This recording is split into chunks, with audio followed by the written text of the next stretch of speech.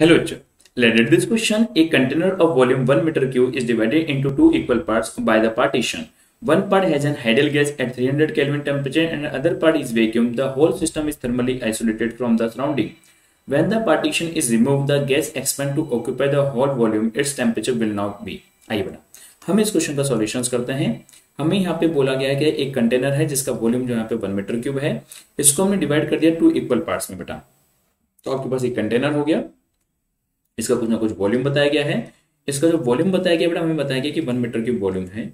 इसको हम दो पार्ट्स में डिवाइड कर रहे हैं, ऐसे बताया जा रहा है कि हमने इसको दो पार्ट्स में इस कंटेनर में को डिवाइड कर दिया। फिर बोला जा रहा है कि टू इक्वल पार्ट्स में डिवाइड करते हैं बाय पार्टीशन। वन पार्ट में ओनली आइडियल गैस भरते हैं 300 केल्विन टेम्परेचर पर, तो यहाँ पे केवल गैस भरी हुई है, वो भी 300 केल्विन टेम्परेचर पर बेटा। और अदर पार्ट इसका बिल्कुल वैक्यूम है, मतलब एकदम आपका वैक्यूम है, जहाँ पे कोई गैस किसी प्रकार की एयर वगैरह कुछ भी पड़ जाए नहीं है। Whole system is thermally isolated है। आइसोलेटेड मतलब ना तो हीट अंदर आएंगी और ना बाहर जाएंगी। आइसोलेटेड सिस्टम का मतलब हो गया कि आप ये मान के चलिए कि यहाँ पे टेम्परेचर वगैरह सब कुछ फिक्स्ड है, नो हीट लॉस, किसी प्रकार का हीट लॉस यहाँ पे होने वाला नहीं है, क्यों आप एकदम जीरो होने वाला है बेटा। और when the partition is remove, हम जब इस पार्टीशन को रिमूव कर देते हैं तो हमें एक कॉन्सेप्ट याद आ रहा होगा, तुरंत यहाँ पे हमने फ्री एक्सपेंशन प्रोसेस पढ़ रखा होगा। तो gas expand to occupy the whole volume, its temperature will now be. थोड़ा टेम्परेचर क्या हो जाएगा, तो यहाँ पे आपको याद आ रहा होगा जब कोई गैस एक्सपेंड होती है, किसके वैक्यूम में गैस एक्सपेंड होती है और वो सिस्टम आइसोलेटेड होता है, तो गैस जब एक्सपेंड होती है वैक्यूम में तो हम कहते हैं कि ये फ्री एक्सपेंशन प्रोसेस होता है। और फ्री एक्सपेंशन प्रोसेस में हमने एक बात पढ़ी होती है कि जो फ्री एक्सपेंशन प्रोसेस होते हैं, फ्री एक्सपेंशन प्रोसेस में जब गैस एक्सपेंड होती है ना थ्रू आउट द वैक्यूम जब एक्सपेंड होती है तो हमेशा जो work done by the gas होता है, वर्क डन बाय गैस जो होता है वो हमेशा आपको कितना होता है, जीरो होता है। फ्री एक्सपेंशन प्रोसेस में कोई वर्क डन आपको गैस के द्वारा नहीं किया जाता है, तो फ्री एक्सपेंशन प्रोसेस हो रहा है, वर्क डन जीरो है।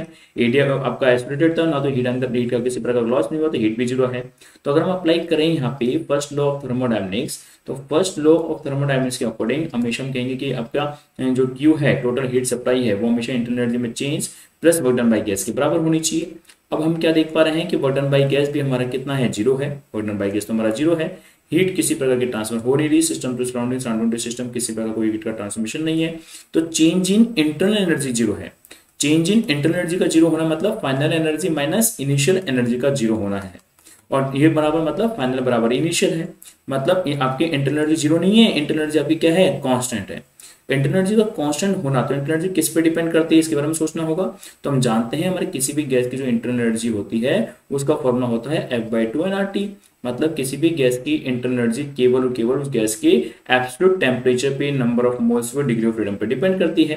तो मतलब टेम्परेचर के डायरेक्टली प्रोपोर्शनल है। तो हम यहाँ पे क्या देख रहे हैं कि आपकी गैस के मॉलिक्यूल की इंटरनल एनर्जी क्या है, कांस्टेंट है। इंटरनल एनर्जी का कांस्टेंट होना मतलब टेम्परेचर का कांस्टेंट होना। तो टेम्परेचर में पूछा है कि टेम्परेचर विल नाउ बी, तो टेम्परेचर वही रहेगा जो गैस का टेम्परेचर पहले था। मतलब टेम्परेचर में किसी प्रकार को चेंज हमें देखने को नहीं मिलेगा। तो अगर हम टेम्परेचर को कैलकुलेट करना चाहें तो हम टेम्परेचर को यहाँ पे ऐसे कैलकुलेट कर सकते हैं कि जो 300 केल्विन टेम्परेचर पहले था वही टेम्परेचर अब होगा, मतलब टेम्परेचर में कोई चेंज नहीं होगा। तो टेम्परेचर भी कितना होगा, 300 केल्विन ही टेम्परेचर आपका रहने वाला है, इसमें कोई चेंज नहीं होगा। और हमारा आंसर यही हो जाएगा, 300 केल्विन ही हमारा टेम्परेचर होगा। क्यों नहीं होगा, क्योंकि आपकी इंटरनल एनर्जी जो है वो कांस्टेंट है, चेंज इन इंटरनल एनर्जी आपकी जीरो है बेटा। ओके बेटा, थैंक यू।